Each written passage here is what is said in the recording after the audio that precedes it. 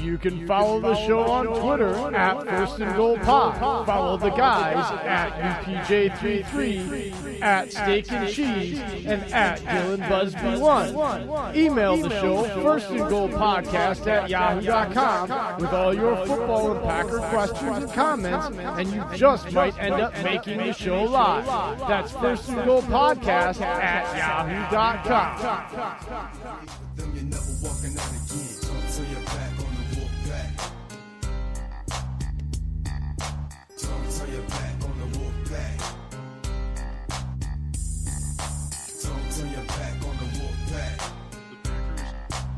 First and goal. Receiver to the right, Jimmy Graham. Rodgers, quick toss in the flat, left side. Got his man for the end zone and a touchdown.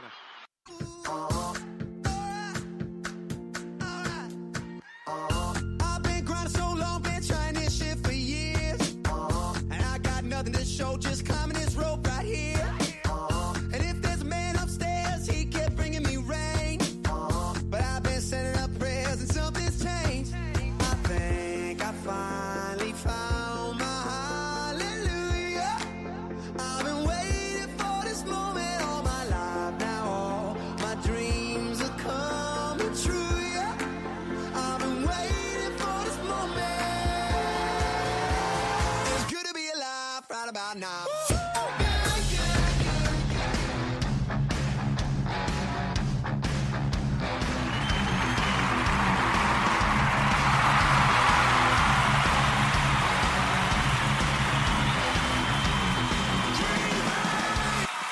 And welcome everybody to another live episode of First and Goal with me, your founder and producer, Jay in the UP. And as always, your host with the most down in Georgia, it's Dave. What's going on, First and Goalers? Thursday Night Football's playing right now. It's a good time to be alive. Yes, it is. And we are joined by a very special guest today, Tony from the C3Panthers Podcast. Welcome, brother. Yeah, we were on his show on Tuesday night right before we went on our show, and we had a lot of fun. And actually, Tony, I went back today and listened to the full 3-hour episode. You guys got quite the crew going there, man. It's pretty entertaining and interesting, to say the least. You guys I like I was picking a character for a video game. Like, there was like 8 of them at the bottom, and I'm like, oh my god, I feel so outnumbered here. You guys did come into a busy night. Yeah, we thank you guys for having me on the show. I'm excited to be here and talk football and get ready for this Panthers Packers game. But yeah, we have a great time, man. We hang out, and we've been hanging out in a variety of different people coming through. But we're in our 7th year. And we haven't Congratulations on that. That's awesome. We haven't missed a single week. And in some way, every now and then we've had to do them on Wednesday or something like that. But we haven't missed a week, and the callers keep calling, and we can't stop talking football. So I plan to make your show way longer than you expect it to be. Oh, dude, that's why we sent you all the questions. I've listened to a couple shows since I've been on and of your podcast, and I'm like, man, I'm going to load him up some questions. It sounds like he likes to talk some football. Well, I'm ready. Let's go. Well, before we do that, we have a segment for every guest that starts off with that has to build themselves up. It's brag time. We want to hear you talk about yourself, what you've done, what you've been into in your life, and just build yourself up. Build your ego up, brother. Oh, gosh. I shouldn't. I don't. You're not supposed to talk about yourself on the internet. It gets you in trouble. Well, we're not on the internet. We are live broadcasting on Spreaker. So we're not on the internet. No. No. See, I adhere to the internship Vince Vaughn. We're on the line. That they on the internet, we're on the line. You take it off the line, you share it with your friends, you put it back on the line and go down. So you can say whatever you want on the line. I know I got a career to protect. No, my name. Look, I'm from Eastern North Carolina. I'm at East Carolina University Go Pirates. Yeah, exactly. Chris Johnson, CJ, Chris Johnson, 2K is one of our guys, and I got 3 kids. I've had this podcast, the C3 Panthers Podcast, for 7 years, but my career, I teach history for a community college that I actually attended when I was 20 years old. That's awesome. That's giving Been back to doing the it for students 10 like you years, went through. too. Awesome.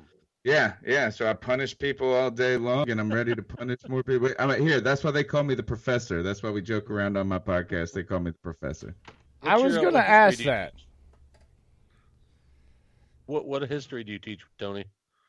I focused on my research is primarily on colonial America. But yeah, we gotta teach everything at the community college. So I teach. I'm jack of all trades, master of none.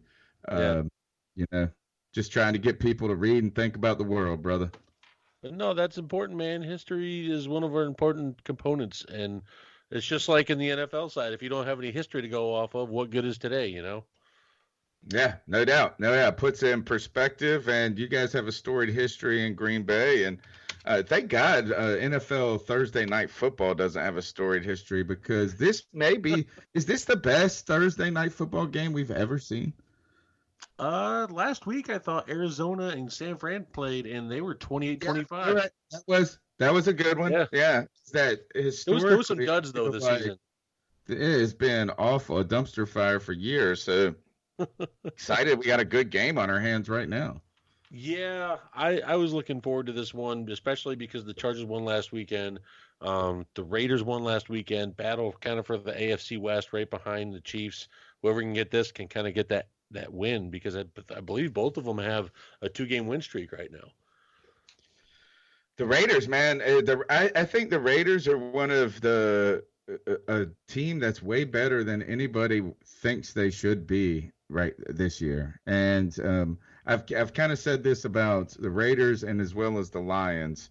And I know they're in your division, but these are teams that we did not expect to be good, that are a little bit better than people give them credit for.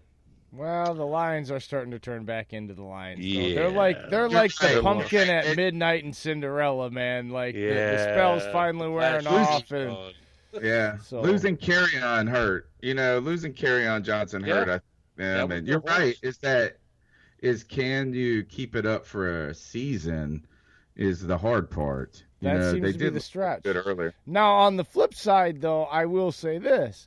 I would say that the Panthers are a pleasant surprise, considering that everything that's gone on with them and who they have at the quarterback position. So there are some teams out there that, were expected to be good, then maybe not, and then kind of came back and surprised you. I think the Panthers are one of those. And we're going to get into that in the question, because what? Yeah. Like I said, man, I listened to all 3 hours of your show, man. So that's crazy. You're like my best friend that you listen. That's some research right there. You had to hear like 2 hours of people calling in talking about Cam Newton. Oh, I took notes, pal. Cam Newton like that for 9 years, bro. This guy's going to be a hoarder when he's like 80, and he's going to have notebooks piled up to like his neck walking through his boiler room.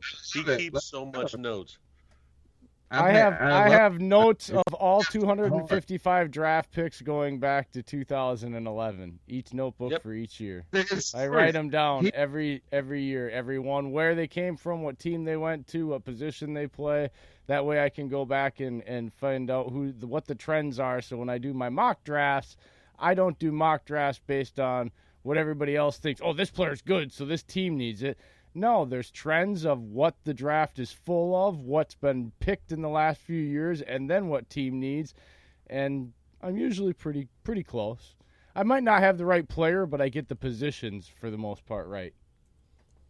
You got to hang out with Cody Lashney from the C3Panthers Podcast, man. He loves to watch college football. Oh, when he started asking me last night, that's what Dave was laughing at, because I'm pointing when he was talking about Josh Jackson, because I'm like, I so want to talk about him because I'm pissed that he's not on the field. Like, I wanted that question because I'm a draft nerd too. Oh, right, yeah. Draft nerd here too. I'll sit there and... I'm not a draft nerd because I'll tell you this. I hate to make fun of you on this, but you've got 10,000 notebooks of notes, and like 5% of it is right. Sorry, I mean, like, I feel not you, but I mean, but think about it. Is like the draft prognostic. We did this a couple years. We used to run the website a little bit harder and have written articles. We put so much work into it. And you do all that work, and none of it turns out the way you expect. But see, it's better not than Mel about. Kiper. See, what I don't do though, Tony, is I don't try to like say, well, this player's going to be good or this player's going to be good. I have some expectations and stuff, but I'm just basically tracking where they went and the trends. I'm really not into the whole like. You're there's like somebody with the stock market. You're following like stocks. That's right. what that I'm trying to project what's He's most likely. Yeah, what's most likely going to happen from position wise. I want to hear what you. Okay, yeah, I want to hear what you got to before the night's over. I want to hear what you got to say about the Panthers draft this past year. That's what I'm interested in. But all right, so before the end of the Dave, night, you go ahead and take it over now, man. Before we get any more good. rabbit holes, We're gonna start off with a biggie. So a lot of fans that we heard on your show, Ron Rivera is like wearing out his welcome, and it's surprising because now there's another winning team on the field, and I mean, where do you stand on this and why? it's a contentious discussion for Carolina Panther fans. Is that Ron Rivera started out as such a steady hand for this team? Is he took over a team that was a dumpster fire at 2-16 in 2011. He comes in with Cam Newton, and he was able to withstand some really bad season. Like, look, we didn't have the success that people wanted initially, but he was able to control these teams from getting out of control. He was able to like turn it around in the back end and do a lot with rosters that were not very talented because he was kind of coaching that very simple old school style of football. That like technique, let's just do it the right way and things will work out. And Ron was fantastic. It really kind of changed a little bit after the Super Bowl. We go to the Super Bowl in 2015, and Ron Rivera, the previous year, we win the division 3 times in a row. No team has ever done that in the NFC South. So we win it in 2013, 14, and 15. And I think he slightly bought into his own legend a little bit. Sniffed himself a little And bit. So now he's a little bit more look, Ron used to fall on the sword for every player all the time. And now it's a little bit like, well, the guys aren't doing what they're supposed to do sometimes. He's not always just saying we're going to get it fixed. And then on top of that, a lot of Panther fans feel like we've just seen the ceiling of what a Ron Rivera team can do. Where I'm at is that we have a winning record with a backup quarterback right now. I just don't want to be the next team that fires Marty Schottenheimer. Do you guys remember how the San Diego Chargers fired Marty Schottenheimer 14-2? Speaking of the Chargers season that year. And then Norv Turner, who is the Panthers offensive coordinator, becomes the head coach, and they never were that. I mean, they had one good year under Norv. But they were never the same of 14-2, though. There's a certain degree of fans that think that Ron Rivera is good enough to not fire. And even more recently, Tony, would be the Chicago Bears. Lovie Smith 10-6, and because of that Fail Mary game that year, the Packers didn't get the bye they were supposed to have. The Seahawks get into the playoffs, knock the Bears out, and Lovie Smith gets fired. He's in the playoffs if that Fail Mary game is called correctly. All right. And then what happens? They go through Trestman and Fail Mary game was called horribly, by the way. You know what I mean? Like, and so there's even more recent history, and they still haven't recovered. Let's be honest. Like, we don't know that Nagy is going to be able to be as consistent as Lovie Smith was. So I understand where you're coming from. They at least had talent under Lovie. No, you don't have it with your QB. Well, I'm just talking about just overall, Well, though. And I understand what he's Another saying. thing about Ron Rivera. One other thing about Ron Rivera is this: is the